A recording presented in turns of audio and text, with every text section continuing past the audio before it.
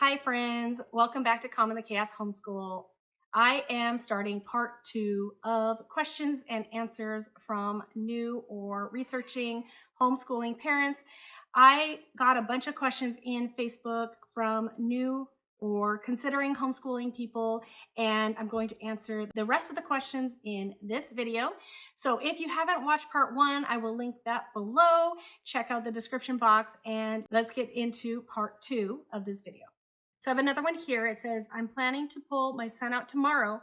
I'm concerned about making sure he is learning what he needs to learn and that he doesn't fall behind. Okay, so I don't know how old this child is. If you're worried about your child learning what they need to learn, there are some resources out there to help you kind of know what the public school is doing. There are educational standards. Each state has educational standards for different grades. There are workbooks that will follow the educational standards. There are books that says everything your first grader needs to know, everything your second grader needs to know, everything your third grader needs to know, things like that. I believe there's homeschooling, something like homeschooling through the years. I will maybe get the picture of that and put it here. There are resources out there to help you know what your child should be learning at each level and grade. Now, I'm saying should very, very lightly, because your child might not be developing the same pace and rate as other children. He or she might be excelling in certain areas and might be struggling in other areas. And if you have a struggling child and you just keep trying to push them ahead, and get them to grade level, it's not going to achieve anything. It's just going to be frustration and tears for that child. So wanting them to not fall behind is understandable, but it's not always possible, because if they're falling behind, they would have fallen behind in public school as well. And what they would do is they would just keep pushing them forward and they would make some adjustments, but your child is going to get lost somewhere in the mix there. So one of the benefits of homeschooling is that you can meet your child where they're at, and you don't need to worry about them doing something at grade level. You just need to be moving forward. You just need to be taking that next step. You just need to be working and them developing their skills at the pace that they can. So I'm going to say there's not a whole lot you can do about them falling behind unless you're just pushing them, which is going to cause a lot of frustration, tears, and perhaps some negative associations with learning. But what you can do is you can be providing information and materials that are at their level. Now, how you go about doing that, it's a bit tricky at the very beginning. Once you pull your child, you need to figure out what level are they at in these different areas. And one way to do that is spend some time deschooling, spend some time researching, spend some time maybe working with your child, kind of coming up, often finding the curriculum that you want to use, and then being realistic about where your child is actually at in those curriculums. Curriculums often have like a testing or placement. So maybe doing that. And then say your child's in third grade and they're testing at second or first grade in something. Don't put them in the third grade level. They're not ready for that. It's just going to be frustration and tears. So put them at the lower level.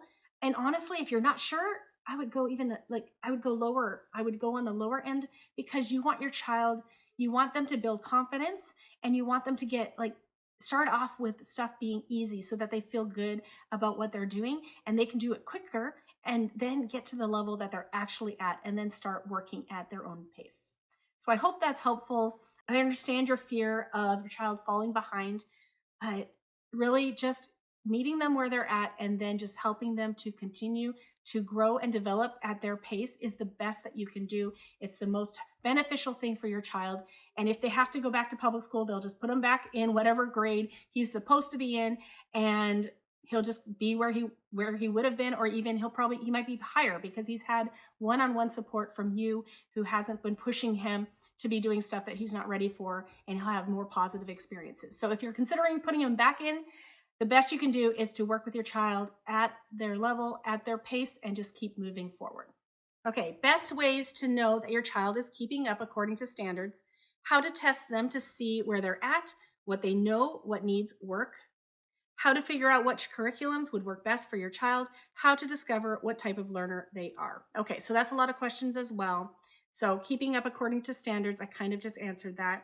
How to test them to see where they're at, what they know, what needs work. So I would say once you have studied them a little bit, spent time with them, you kind of have a good idea of how they like to learn. Are they hands-on? Do they like to be active? Are they readers? Do they like to read? Do they like to talk oral? Then you can start looking for curriculum that you feel is going to work well for your child. And then you would take the placements. Almost all the curriculums have placement tests. There's samples. They almost all have samples you can print off. You can have your child try a few of them. And like I said, you just have to go with your gut on where to start with that and then just keep moving forward. How to figure out which curriculums would work best for your child? You're just guessing at the beginning. You're going with your gut. You're going with what you've observed. And over time, you're going to be able to refine it more and more.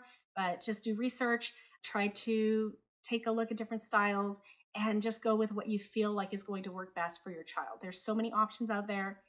It can be super overwhelming, but once you find something that looks like it's going to work, go with your gut. Don't listen to your friend who says this is the best curriculum and it's the only curriculum that you should use. Don't do that. Listen to yourself and how you feel, and you'll slowly be able to fine tune the curriculum to fit your child best. And then how to discover what type of learner they are. Really, you just have to observe them. I think what type of learner they are is more like a gut feeling. When you look at a curriculum and you imagine your child doing that curriculum, do you feel like it's something that they would do, or are they going to fight you on it? That has been my best gauge on curriculum.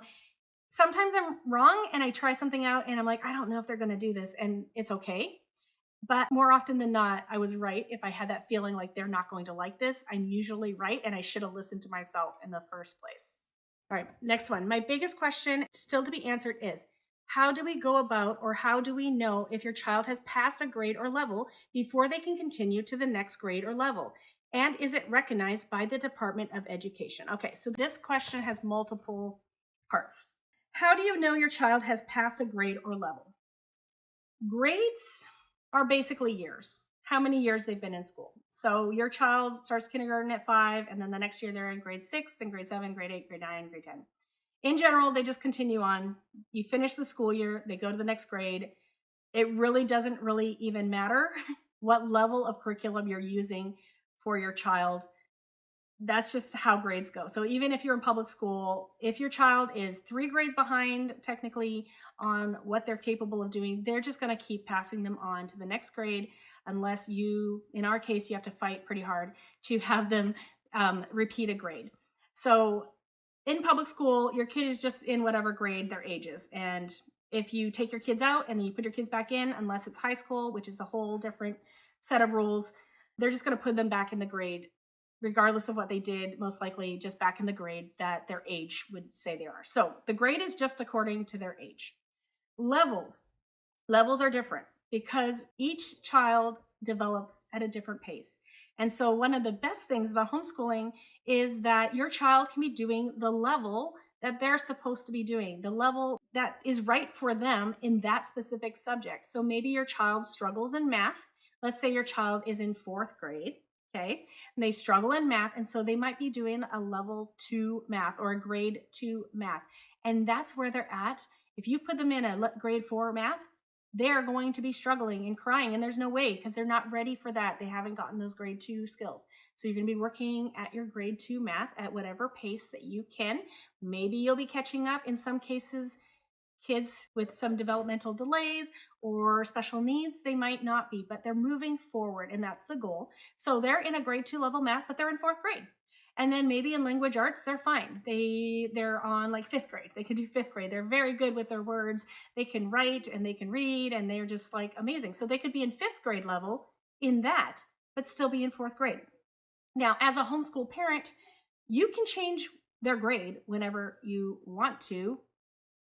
Pretty much. Like you can say your child is in 5th grade if you want. Maybe your child is doing all 5th grade work. If you want to push them ahead a grade, you can do that if you feel like that is most beneficial for them and their future. If you want them to graduate a year early and that is the level that they are currently doing, and you can see that that's going to be the pace that they're going to continue on, then they can be in 5th grade as a 9-year-old. So you can decide on their grades, but generally we just go, they're this old, so they're in this grade, but they're doing these different levels of things, and that's totally fine. So when you complete a level is when you finish the work for that grade. that level that you have. So level 2 is done in math, and you're starting level 3. So then they're in level 3 math. And so you just keep going from there. There are certain circumstances, maybe you're doing a grammar workbook and you're doing a grade 4 grammar book. And it was really easy for them and they did it really well. And maybe it took 2 years to do it because you don't do grammar every day. You took 2 years to do it. You don't have to get the grade 5 grammar the next year. You can go ahead and get the grade 6 grammar or the grade 7. You get to decide based on how your children are performing, on what they know, what level you're going to do in every subject. So I hope that helps there. And then as far as recognized by the Department of Education. So as I mentioned, if you take your child out in 2nd grade and then you put your child back in 4th grade, they're just going to put them back in 4th grade because they're 9. So maybe if you said they're in 5th grade, they might argue with you and they might say, no, sorry, they have to be back in 4th grade. They're not necessarily going to take what you say as far as what grade they're at. They might not take it. They might test your child and say, okay, we can put them at a higher grade, but it'll be based on some kind of test if they do that. Most often they will just say they're going to go back in 4th grade because they're 9. In general, public school is going to accept your kid up through 8th grade. They have to. It's public school. They have to. They have to accept your child. So they'll place them wherever they feel like they should be. And if you argue with them, maybe if you have proof of something, maybe they'll place them higher or like lower. When it comes to high school, is a different situation in many places. So in high school, once you start 9th grade, it is pretty important that you know what you're planning on doing. Are you planning on homeschooling till the end or not? Because in a lot of cases, the high schools will not accept whatever you do with your child for high school. So like say I did 9th grade at home with my child, and then I want my child to go to 10th grade at public school. They might say, nope, sorry, they need to do 9th grade again if they want to get a diploma from our school, because we don't know what you did, and you can show them what they did, and maybe you can argue on a few credits, and maybe they'll allow you a few credits here or there. Maybe they'll place them at 10th grade, but I would not assume that. So once it comes to high school, you kind of need to decide what you're doing. Now, you could homeschool your child for 9th grade, and then your child wants to go to public school for 10th, 11th, and 12th, and they let you place them in 10th, 11th, and 12th, but they won't give you a diploma. You could just make a homeschool transcript and create your own diploma and graduate your child. Like in Washington, at least that's how it works. So anyways, high school is a little bit different. Once your child is in 9th grade, you do kind of want to know if they're planning on going the public school route or the homeschool route, because often it's kind of hard to change once you started homeschooling for high school. But don't worry about that right now. If you're in the elementary years or middle school years, you have plenty of time to learn about all that. And every state allows for parents to homeschool their children through high school. And every state has different guidelines. And I would check out how to homeschool high school in your state. But in Washington, we can homeschool our kids through high school. We can create a transcript, a diploma, and every college and university will look at that as if it is a normal diploma and transcript. So you'll have to do more research on that. You don't need to worry about it if you are in middle school, elementary school with your kids. You'll have plenty of years to figure out the high school thing. Don't worry about that. Hopefully that helps you with some of your questions. All right, next question. How do I provide a homeschooled super social child enough peer interaction if I also work full time? All right, so this is a good question. I have a very social child myself, and I do not work full time. So I'm going to have to just try to put myself in your shoes. You will need to find opportunities for your child to be social. You cannot just have a social child at home all the time and not provide those opportunities. So you are the only one who can look at your full-time work schedule and think about ways that your child can get some social interaction. One way might be to join a local Facebook group. Try to make some friends in that Facebook group. See if there are any groups that hang out, or if there's co-ops, and if there's another homeschool parent who might live close by who could take your child to a co-op. Of course, that would take some time. You would have to build relationship with that family to feel comfortable doing that. Do you have a grandparent? Do you have brother or sister, uncle, aunt, who could help you bring your child to some social interactive things during the day. I don't know if you're working during the day, so just also depends on when you're working. Are there things that you can take your child to in the evening if you're working during the days? Could they be in a taekwondo class? Could they be in an art class? There are going to be classes that they could take. Do they like sports? Maybe they'll be involved in sports. Now, your child does not have to be social every minute of every day. Your social child does not have to be around people all day, but they do need to have times to be social with other kids. So you do just need to look at your schedule and think about what are some opportunities that my child could be social, and how can I provide ways for my child to have enough social interaction. So I have a very social child, and he does taekwondo twice a week. So 2 evenings a week he's in taekwondo. He goes to youth group Sunday nights. We go to church on Sunday. And on Thursday, we have a class that he has with other kids. And some Fridays we have like a homeschool co-op. So we meet together Friday afternoons for a bit of time. And so that is enough social for him. And that's about all he can handle, honestly. If we get more than that, then we get some negative behaviors and things like that. So for him, that is working for him.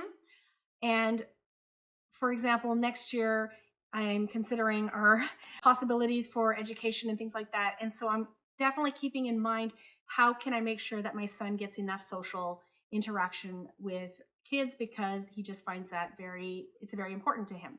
So you will just have to look at your life and your schedule. You'll have to look at your resources, who you have around you who could help with this. And don't think that they have to be around people all the time to have enough social. So I guess that's the best I can do for answering that question. I hope that helps. What do you do to track where your child is grade-wise? I think I answered that question with the grade is usually just based on your child's age. But then as far as levels go, it'll just go according to your child's abilities and their development in the different areas. My daughter is currently in 4th grade and is in a PVUSD school, which is more than likely closing after May. I've had enough with public school and I really want to homeschool her. However, it's just me and I work full-time from home. There isn't another parent in the house to help out. I'm afraid I won't be able to provide the best experience. Okay, so I don't know what a PVUSD school is, but it's ending, and she doesn't want to send her kid to public school, and she works from home full-time and doesn't have another parent to help out. Okay, so I don't know how old your child is. So it's a little hard to answer this question not knowing how old she is. And then you work from home full-time. How flexible is that? Are you able to adjust your schedule? So I don't know those. I don't know some important information, I would say, to be able to answer this fully. You don't need a lot of time to homeschool most kids when they are, especially if you have one child. If you have one child, younger kids are going to need a little more time from you as far as direct teaching. So like kindergarten, I'd say less than an hour. You want to spend some time reading. You want to spend some time doing letters and math. And then if you can, you want to get out, out with them in nature and just doing some fun hands-on things. As they get older, they'll need a little more time, maybe up to 2 hours.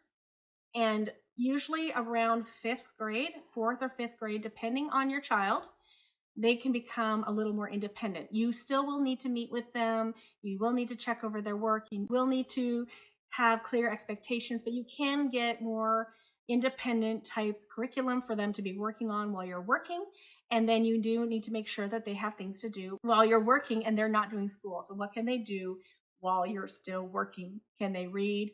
How much TV can they watch? What can they watch? What kind of art projects can they do? So it just really depends on how old your child is, how independent they can be, and then the type of curriculum you pick. But it's really easy to spend the right amount of time with your child with a full-time schedule. You can do it after work if you don't have a flexible schedule. You just need to make sure your child is safe while you're working. Is there someone to help take care of them? Are they old enough to take care of themselves? Are they able to entertain themselves in a safe manner? Do they have things to do while you're working? And yeah, so you just have to think about that. But it is very possible to homeschool a child while working full-time from home, especially when you have some flexibility and you can pop in and out. that is really helpful. You can have a little bit of time with them, and then you can have a break while you're working and you go back and do a little bit with them. So just depends on your situation. Okay, next one. How do you get your kids motivated to sit and learn? Okay, so this one is a tough one as well. Most kids are not going to really want to sit and learn. There are a few exceptions. And in general, as a homeschool child, you just have to learn that there are things that are non negotiable. At age appropriate times, they're going to need to do certain things. Now, you do want to make it age appropriate. You do want to make the amount of time that they are sitting and doing things age appropriate. And you don't always have to sit and learn. There are ways to stand and learn. There are fun games you can play when kids are younger. They can learn through a lot of games. So it's not necessarily sitting and learning. As kids get older, they'll have more capacity for attention span. So you just need to use what you have. If your child can sit for 5 minutes, then you want to do a few short lessons throughout the day, 5 minutes here, 5 minutes there, where they are able to sit. And then as they grow older, they will have longer attention spans. So maybe you get to 10 minutes, maybe you get to 20 minutes. And over time, they will get used to a routine, and you can slowly build your routine as they get older. So motivated to sit and learn. I guess how I motivate my kids to sit and learn is that they know that they need to complete certain things before they get screen time, right? So they don't get their tablet until they have done what they need to do. Now, I do try to make what we're doing throughout the day varied. I try to do different activities so they're not just sitting and sitting and sitting and sitting. So we might do some math for a bit where they're sitting at a computer, and then we'll do some group time where we're doing I'm reading to them, we're watching a kid-friendly news channel.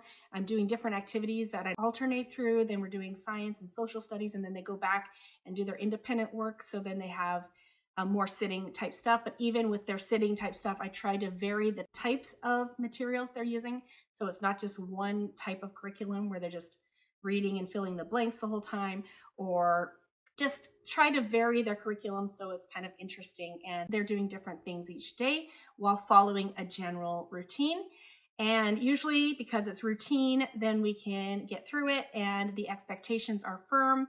If we're not done, or I don't think they've done a reasonable amount of work, sometimes I gave them too much work, but if it's not done or it's not been a reasonable amount of work, then they're not going to get whatever activity, whether it be screen time or certain things they want to do, right? So that's kind of how I motivate my kids to learn. It just takes time, and you just build slowly on the amount of time they're able to sit and learn. Okay, how do you encourage drawing and coloring in? I think that drawing and coloring is going to be very dependent on how interested your child is in art or in coloring in. So like for drawing, we do a little bit of drawing in our homeschool, and I have kids who are very, very, very good with their fine motor skills, and they can be very detailed in their drawing and their art, and they do a really good job. I have other kids who struggle a lot with their fine motor skills, and it has taken years for them to really sit down and pay attention and try to actually draw what they're seeing. I have some kids who don't have any interest in coloring in, and I don't know, I guess just encourage them to do their best. You can give them a sticker, try to motivate them, but if they don't color in something, I don't know, it might not be a big deal. I don't know. So to me, like if they don't want to color something in, maybe I'll try to encourage them to do it, but I'm also not going to fight them on that. It's not going to be a big deal for me. So I really don't have any tips on that. And then we have, where do I start? So hopefully there have been some answers in this video that will help you get started. Like I said, I'm going to be making a series on how to start homeschooling. So if you haven't yet, subscribe to follow me and click the like button so you can see when that video comes out. Want to learn from others who have worked part-time, 1 day a week or less, and have been able to homeschool 1 or 2 kids. Is it possible? Also want to learn how much homeschool is really needed for a kindergarten kid per day. Okay, so I did talk about kindergarten and how much you really need for kindergarten in a day. I said about an hour, maybe, some time reading to them, 10 to 20 minutes doing some sounds and letters with them, and then some math skills with them. And it can be throughout the day. It can be in games. You can follow curriculum, or not. It's up to you, but really just developing those number and letter skills and just working towards starting to learn to read and basic math. So it doesn't really take a lot of time to homeschool a kindergartner. And yes, of course, you can work outside the home 1 or 2 days a week. Of course, providing your children have some kind of childcare available to them, you can very easily homeschool your child while you're working outside the home a little bit. So when you start having like 2 parents working full time, it's still possible depending on their schedules. And as kids get older, they will need a little more time as far as homeschooling, but they also grow more independent and are able to do more on their own. So I feel like the most intense years are probably, as far as the amount of work you need to do with your children, probably are more the first, second, third grade, maybe fourth grade. And then after that, it starts tapering off as your child becomes more independent.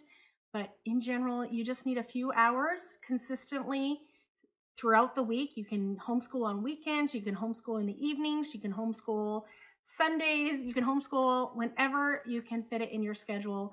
So homeschooling is so flexible. You definitely can homeschool your kids while working outside the home 1 or 2 days a week. So I came to the end of my questions. Thank you so much. These are really great questions. I hope these were helpful to those of you looking into homeschooling. I hope my answers are helpful. If you would like to join my Facebook group where there's a bunch of homeschool moms who would definitely be willing to help if you have questions, I will leave the link to my Facebook group below as well as my Instagram. Would love to see you there. Don't forget to subscribe and like this video and stick around for future new and beginning homeschool content. Thank you so much for coming today, and I hope to see you in future videos. Bye, everyone.